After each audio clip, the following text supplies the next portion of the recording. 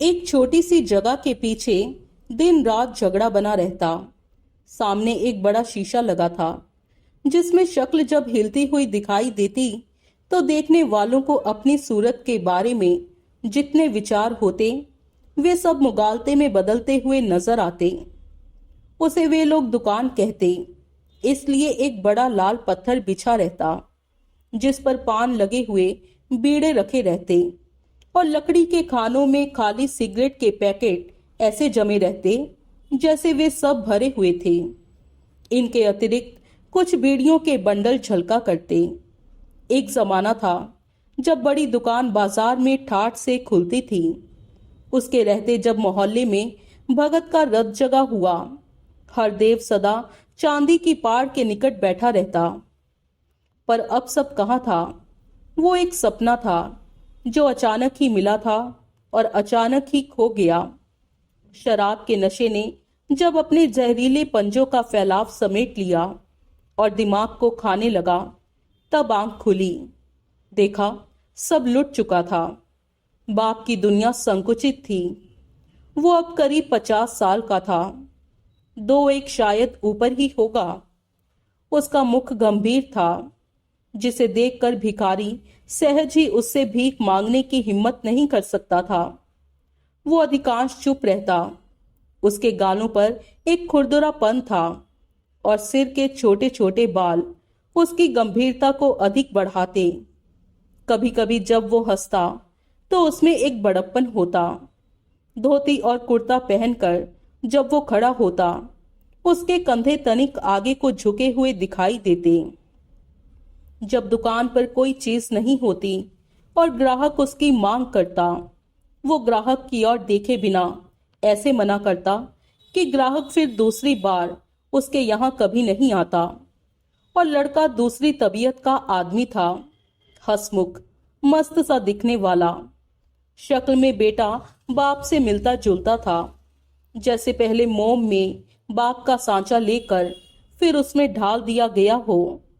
उसके दांत जरूर कुछ बड़े थे, सुती हुई देह थी, और जब वो शाम को थका मांदा भांग पीकर बैठता और जोर जोर से आवाजें लगाता हुआ हंसता, तब उसकी अधखुली नशीली आंखों में जिंदगी की रोशनी चमकती हुई दिखाई देती।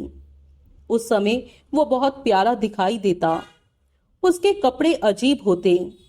नंगे बदन से लेकर कुर्ता, फतूही, मिर्जई, बास्कट, कोट, सभी के उसके ऊपर फपते दिखाई देते और ऐसे अदलते बदलते रहते जैसे जमीन पर अलग अलग ऋतु में अलग फल निकलते हैं।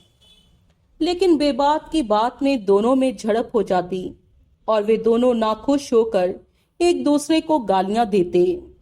इन दोनों के बीच का प्राणी एक स्त्री थी।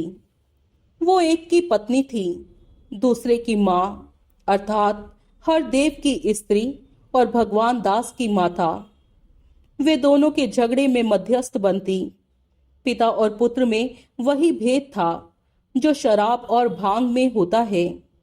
शराब में दिमाग घूमता है, उसका नशा शोर करवाता है, दंगा मचवाता है, किंतु भांग में तरंग होती है, दिमाग ऊपर उठता है और आदमी बौंदा हो जाता है। अक्सर वो इन दोनों के झगड़ों से तंग आकर कहती, अब नहीं रहूंगी मैं यहाँ। मैं तो अपनी बेटी को लेकर अपने भैया के घर चली जाऊंगी। एक दिन की हो तो कोई बात है, ये तो रोज रोज की बजती ढोल है, कोई कहाँ तक संभाले। जब ही ये में समुवाई नहीं रही तब क्या फायदा। किंतु कोई परिणाम ना निकला। हरदेव बड़बड़ाता रहा। वो कभी उसे रोकती, कभी उसके अदब में चुप रहती और भगवान दास बगावत करता रहा। उसकी आवाज उठती रही। ना उसने अपनी बहू की सुनी, न बहन की, न माँ ही बेटी को लेकर भैया के घर चली। शाम होते ही दुकान पर दोनों में तनातनी शुरू हो जाती। दोनों अपने को ज्यादा परिश्रमी साबित करते, एक दूसरे पर अपनी थकान का प्रदर्शन करते। शिकवा होता कि एक दूसरे की यही कोशिश है कि बस दूसरा कोल्हू में बैल की तरह जुता करे, टूटा करे। रात होते होते दोनों आपस में जोर जोर से बातें करने लगे। हरदेव शीघ्र ही गर्म हो उठता। उसे पड़ोस के मुंशी जी जिस दिन देशी अद्धा पिला देते, उस दिन वो शहंशाह हो जाता। बेटा भांग से आगे ना बढ़ता। दोनों एक दूसरे को नशेबाज समझते। और जब भगवान दास क्रुद्ध हो उठा, उसने चिल्लाकर एक दिन सुना सुना कर कहा, शराब पिलाने को मेरे पास पैसे नहीं हैं, ना ही कोई कमा कमा के रख गया है मेरे पास। माँ ने सुना और पूछा, वो तेरा कौन है? भगवान दास चुप रहा। वो जानता है, पर आज उसकी आत्मा स्वीकार नहीं करना चाहती। माँ उसकी दुविधा को समझ गई। उसने स्नेह से उसकी पीठ पर हाथ रखकर कहा, क्यों ऐसे कुबोल रह कहता है बेटा? घर की शांति आपस में मिलकर रहने में मिलती है, यूं नहीं होता कुछ। आखिर है तो तेरा बाप ही ना। माँ का तर्क कुछ ठोस था। आवेश पर धैर्य ने विजय पा ली थी। और तब भगवान दास ने पराजित स्वर में कहा, होगा कोई। जब अपने की चिंता ही नहीं कि तो कौन किसका है अम्मा? ऐसे नहीं कहते बेटा। जो भाग का है मिल बांट कर खा लो। झगड़ने से सब नीचे ही फैलता है। पड़ोसी की कौन रखवाली करता है अम्मा? भगवान दास अचानक ही कह उठा। उसके स्वर में कोई आत्मीयता नहीं थी, मानो भगवान दास बहुत आगे बढ़ आया था। माँ को दुख हुआ। वो ये सुनना नहीं चाहती थी, जैसे आज उसका हृदय दो टूक हो जाएगा। ये वो क्या सुन रही है? घर की पुरानी दीवार आज उसके देखते देखते चटक रही है। मन में संशय का विष सबसे बुरा है। रात को वो पड़ी पड़ी सोचती रही, एक और मर्द है, दूसरी तरफ बेटा। वो किधर जाए? कब तक ये तनातनी बनी रहेगी? एक दिन तो लेज को टूटना ही पड़ेगा। अब भगवान दास और उसका बाप दोनों उसकी आंखों के सामने आने लगे। एक बालक जिसे वो दूध पिला रही है, वो बच्चा जिस पर उसका पूरा अधिकार था, जिसे उसने आदमी बनाया है। एक वो सदैव ही पुरुष था, सशक्त था। उसे लगा हरदेव के सामने भगवान दास एक बच्चा था। उसके सामने वो बहुत कमजोर था। उस समय दुकान में भगवान दास जाग कर उठ बैठा। उसने एक अंगड़ाई ली और 2 बार अपनी झुंझलाहट मिटाने को बम भोले का नारा लगाया, जो नीम के पत्तों में जाकर लटका, फिर उड़ गया। गांव वाले होशियार हो गए। शहर के लोगों को देखकर हंसते हैं। 5 के माल की कीमत 25 रुपए बताते हैं। सीधा देखा तो साफ बना दिया। ककड़ी लेने तभी भगवान दास, अलस सुबह बाकी, बल्कि 2 बजे रात को रात ही कहना चाहिए, सिर पर खाली डलिया रखकर चल देता है। जब लौटता है तब आसमान में सफेदी फैलने लगती है। उसके शोर से दुकान में एक जगार सी आ गई। हरदेव ने देखा। उस वक्त उसका सिर भारी था। अभी नशा उतरा नहीं था। खुमारी का कसैलापन उसके मन को अब एक बुरा बुरा सा खट्टापन दे रहा था। भगवान दास चला गया। क्या सो पाया? सो पाया? कुछ नहीं। नहीं, अब दिन भर फल ककड़ी बेचेगा, लू में, धूल में। पर हरदेव को इसकी एक भी बात याद नहीं आई। वो सोच रहा था। दिन भर के बाद अब जरा पलक लगी थी। उजड्डू ने हा हा हू हू करके जगा दिया। आया बड़ा भगत का। जब हरदेव उठा तो उसके पांव टूट रहे थे। धूप चढ़ने लगी थी। उसने दुकान खोल दी और अपने नित्य कर्म में लग गया। भगवान दास 10 बजे के करीब डलिया लेकर घर आया। इसी मोहल्ले में ककड़ी बेच रहा था। सो डलिया धर कर रोटी खाने बैठ गया। माँ खिलाती रही। हरदेव धूप की कड़ी गर्मी से अब कुछ खुश्की महसूस करने लगा था। दिन में जब उसने देखा कि अभी तक भगवान दास की अम्मा ने रोटी नहीं भेजी और वहां उपेक्षित भुलाया हुआ सा बैठा है, तब उसे एक कमी अनुभव हुई और आत्महीनता की तीव्रता पर वो झल्ला उठा। उसने सोचा, क्यों मैं इनके हाथ पर निर्भर हूं?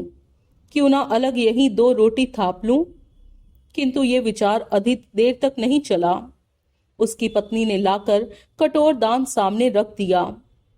ले जाओ, हरदेव ने गंभीरता से कहा। मैं नहीं खाऊंगा, ले जाओ।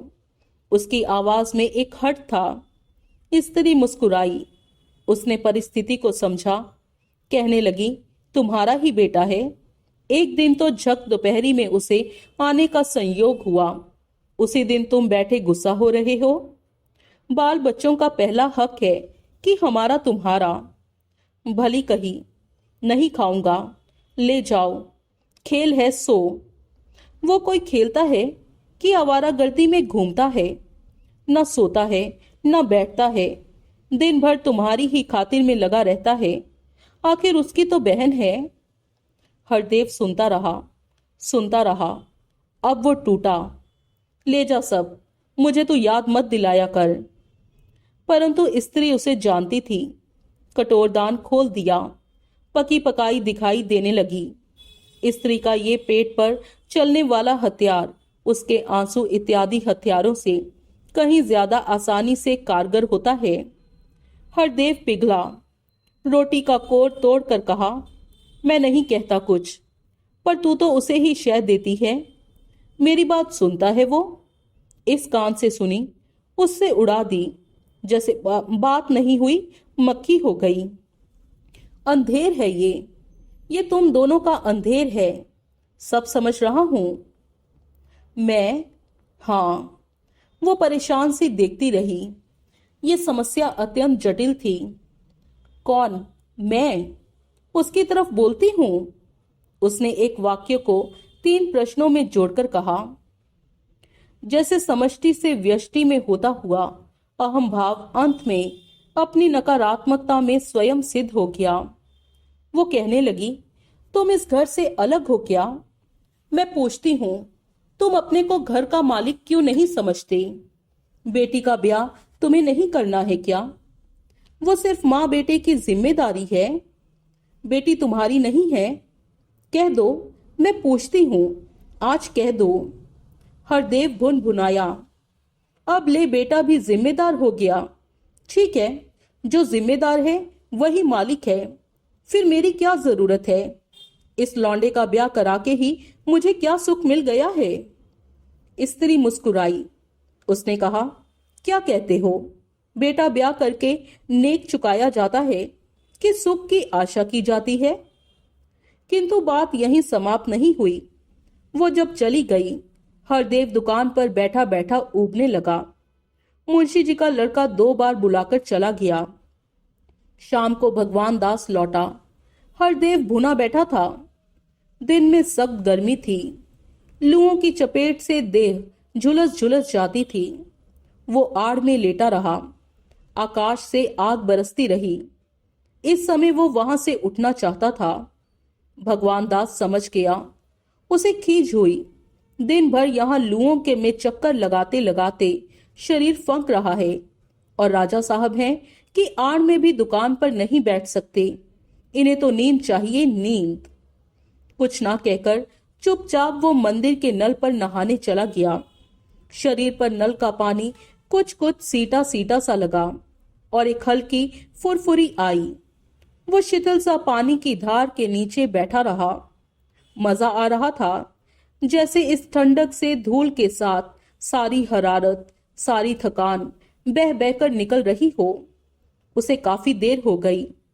जब वो नहाकर लौटा तो सीधा रोटी खाने घर चला गया, क्योंकि भूख तेज हो गई थी। हरदेव ने देखा। वो क्रोध से कांप उठा। नवाब का बच्चा, क्या कहते हैं? अब मुंशी जी क्या रात भर बैठे रहेंगे? एक तो बेचारे बुलाकर पिलाते हैं, तेज पर कल तक इंतजारी करेंगे। आया था। खैर नहा ले भाई, अभी लड़का है, तेरा बकत है। पर ये क्या कि अब चल दिए बदन फटकार कर। हरदेव सोचता रहा। विचार एक रूप होकर घिरने लगे। बस इसे क्या, भांग पी ली और सो रहा। एक बार ना सोचा होगा इसने बुढ़ा क्या कर रहा है, क्या करना चाहता है। उसे दुकान से क्या मतलब? ये तो एक काम करेगा, बस जैसे इसके बाप ने मुझे नौकर रख लिया है कि बैठ सौदा बेच, जो गुल्लक में आए सो इधर दे। हरदेव को गुस्सा घेरने लगा, जैसे शिकारी जानवर को घेरता है, जैसे चारों तरफ बाजे बजाती हुई भीड़ बड़ी आ रही है और वो लाचार बाहर निकलता चला आ रहा है। उसे लगा उसके विरुद्ध सारा घर मिलकर एक हो गया है। वो क्यों उन्हें अपना समझता है? वे सब उसे उल्लू बनाकर रखना चाहते हैं, जैसे वो उन सब का गुलाम है। इस विचार जुगुप्सा ने जैसे उसका एकदम दम कोंट दिया। उसे लगा वो मझधार में डूब रहा है। अब वो फुंकारने लगा, जैसे मोहल्ले के सब कुत्तों ने मिलकर एक कुत्ते को घेर लिया और उसकी निर्बल आत्मा पिछली टांगों में दुम दबाए दांत निकालकर चिल्ला रही है। वो प्राणपण से अपने को मुक्त करने की चेष्टा कर रहा है। वो बुढ़ा हो चला है। वे चाहते हैं कि वो अपाहिज सा उनका हुक्म बजाता रहे। अब जैसे उसकी कोई मर्जी नहीं रही। कल तक वो जहां मालिक था, आज वो वहां गुलाम बनकर रहेगा। उसने दुकान बढ़ा दी। असहाय दुख से उसकी आत्मा छटपटाने लगी। क्यों करे वो किसी की परवाह? ऐसे रहने में उसे क्या सुख मिलता है? घर पहुंचते ही वो चिल्लाने लगा, कहाँ है तेरा सपूत कुलच्छनी? मैं कोई आदमी थोड़े ही हूं, जब देखो जूता रहूं। क्यों खाता हूं, क्यों पीता हूं? फूटी आंखों अब मैं नहीं सुहाता इस घर में। इस तरह रहने से तो मर जाना अच्छा है। 24 घंटे मैं तो दुकान में मक्खियां मारूं। स्त्री ने देखा और शांत रही। हरदेव कहता रहा, और नवाब के बच्चे हैं कि सड़कों पर टहल रहे हैं? हरदेव गरज रहा था। उसका क्रोध भगवान दास के चुप रहने से बढ़ता जा रहा था। उसे लगा वो जन्म जिंदगी से ऐसे ही उपेक्षित रहा है, मूर्ख समझा जाता रहा है। इस घर से उसे वो सम्मान नहीं मिल रहा जो उसके योग्य था। भगवान दास ने कोर भरे मुंह से कहा, सुहाए वो जो सुहाने लायक काम करे। अपना है तो क्या, सांप भी पास सुलाने को है? नहीं, हम बैठे रहते हैं, जो पांव मखमली हो। ठेक पड़ गई है चलते चलते, देहू ठेक पड़ गई है। बाखर में शायद लोग सुन रहे होंगे, क्या सोचते होंगे कि आज बाप बेटे में तू मैं हो रही है। ये विचार अधिक देर तक नहीं रहा। किसके घर के चूल्हे के पीछे राख का ढेर नहीं है। घर घर वही मिट्टी के चूल्हे हैं। माँ ने बेटे को डांटा, क्यों रे, बाप के मुंह लगता है? जानता है उसकी इज्जत से तेरी जीभ घिस जाएगी। आहा, हरदेव ने सिर हिलाकर व्यंग्य से कहा, एक यही सपूत तो मेरी इज्जत करने को रह गया है। मेरे पांव की जूती मेरे सिर की इज्जत करेगी। मुझे नहीं चाहिए ऐसी इज्जत। भगवान दास ने खाना छोड़ दिया। वो उठ बैठा और द्वार की ओर चलते हुए कहने लगा, अब नहीं रहना है मुझे इस घर में। समझी अम्मा? तू रह, वो रहे, मैं नहीं 1 मिनट रह सकता। कोई बात है? दिन कलेश रात कलेश, 24 घंटे की झिक झिक, इससे तो संखिया खाकर सो जाना भला है। माँ ने दौड़कर पकड़ लिया। क्या कह रहा है बेटा? फिर पति से मुड़कर कहा, आग लगे तुम्हारे फूटे बोलों को, थाली पर से मेरा बेटा उठा दिया। अरे तू जाने दे इसे, ब्याह के मैं लाया था तुझे, तूने ही इसे इतना मुंह चढ़ा बना दिया है। वो दिन भूल गया जब पिल्लों की तरह नाली में खेलता था? हम भी बच्चे थे, हमारा भी कोई बाप था, पर हमने कभी सामने खड़े होकर जवाब नहीं दिया। और तू है कि आ बेटा, ले बेटा, निकाल इसे। बेईमान, बदसात, मैं पहले ही कहता था ये किसी भंगी की औलाद है, छोड़ दे इसे। और वो दिन तुम भूल गए? भगवान दास ने चिल्लाकर कहा, जब कुत्तों की तरह नाली में पड़े थे शराब पीकर, जब मैंने उठाया था तुम्हें, जब दुनिया का गंदा चाट रहे थे। उसकी चोट से हरदेव तड़प गया। उसने बढ़कर कहा, अब तो कह, हाँ अब के कह के तो देख। सुअर, हलक में हाथ डाल के जीभ खींच लूंगा। वो चिल्ला उठी। भगवान दास कपूत बाप से सामना करता है। उसकी तुझसे एक बात नहीं सुनी जाती। भगवान दास ने मां को पीछे धकेल कर कहा, आज ये नहीं मानेगा। कहूंगा कहूंगा फिर कहूंगा। क्या कर लेगा? हाँ, ले मैं कहता हूं, सारी बाखर सुने। आया बड़ा डराने वाला, जैसे मैं कोई बच्चा हूं, शराबी। हरदेव का हाथ उठ गया। मां बीच में जूझ पड़ी, किंतु दोनों क्रोध में मतवाले हो रहे थे। एक हाथ घूमा, वो छिटक कर दूर जा पड़ी। दोनों लड़ रहे थे। आखिर बेटा जवान था। हरदेव के दो चार हाथ कसके पड़ गए। हरदेव क्रोध से कांपने लगा। उसका मुख भयानक हो उठा। दांतों की नोक दिखाई देने लगी। हर हरदेव ने फुटकार किया, आज तेरी मां ना होती तो छाती फाड़ कर खून पी लेता, पर इसकी वजह से तुझ पर मेरा हाथ नहीं उठता। मां भगवान दास को कोसती हुई चिल्लाने लगी, अरे तेरा नाश हो कपूत। बाप पर हाथ उठाते तुझे लाज ना आई? वो क्या इसी दिन के लिए बूढ़ा हुआ है? कमबख्त, हया का लेस भी नहीं रहा। इसका तो मैंने पैदा होते ही गला घोंट दिया होता भगवान। स्त्री की ललकार सुनकर उसी समय हरदेव ने सारी ताकत लगाकर भगवान दास को कसके धक्का दिया। गुत्थम गुत्था फिर शुरू हो गई। मां चुपचाप खड़ी देख रही थी। उसे लग रहा था जैसे सारी दुनिया अब घूमने लगी है। लड़के के प्रति उसे अत्यंत विक्षोभ था, घृणा थी। वो देख रही है, उसका जाया आज घर में आग लगा रहा है। वो चिल्लाना भी भूल गई। हठात हरदेव ने भगवान दास को फेंक दिया। वो कातर स्वर से चिल्ला उठी। दौड़कर अपने बेटे को संभाल लिया। उसने देखा दीवार से टकरा जाने से भगवान दास के सिर से खून निकल रहा था। पास बैठ गई, सिर गोद में ले लिया। बेटे पर बेहोशी सी छाई थी। हरदेव हाँफ रहा था, जैसे उसने एक बहुत बड़ा काम कर दिया है। अब भी वो इतना दम रखता है कि अपनी इज्जत अपने आप बचा ले। भगवान दास ने अधखुली आंखों से मां को देखा। उसके सिर से बहते खून को देख रही थी। उसने क्रोध से जलती हुई आंखों से देखकर कहा, तुम चले जाओ, अभी घर से निकल जाओ। तुम मेरी गोद में आग लगाना चाहते थे। जिसे मैंने इतने दिन तक अपनी कोख में रखा, उसे तुम मार डालना चाहते थे। हरदेव हतबुद्ध खड़ा रहा। स्त्री कहती रही, जिनावर, जंगली, हाथ ना टूट गया तुम्हारा जो इस फूल को मसलने चले थे? और उसने पुचकार कर कहा, उठो बेटा, अब हम इस घर में नहीं रहेंगे। वो दुकान इसी की रहे, देखें कैसे चला लेता है।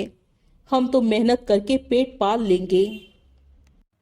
वीडियो पसंद आए तो लाइक, शेयर और कमेंट करें। चैनल को सब्सक्राइब करें। मिलते हैं अगली वीडियो में। तब तक के लिए अपना बहुत सारा ख्याल रखें।